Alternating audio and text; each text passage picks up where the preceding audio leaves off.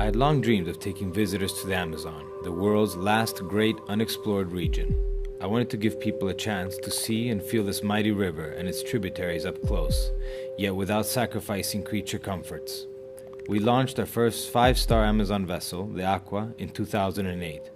Almost immediately, we were selling out. We realized that we needed a second ship to meet demand. Once again, it was a great challenge. Total construction time for the 32-passenger Aria took 13 months, as we gathered everything we needed to create a 5-star vessel sourcing goods from all over the world. We built the Aria in Iquitos. It was a tough task. We had to battle extreme heat and bad rainforest storms, logistical issues surrounding sourcing supplies, and finally, the logistical component in building in the furthest inland seaport of the world.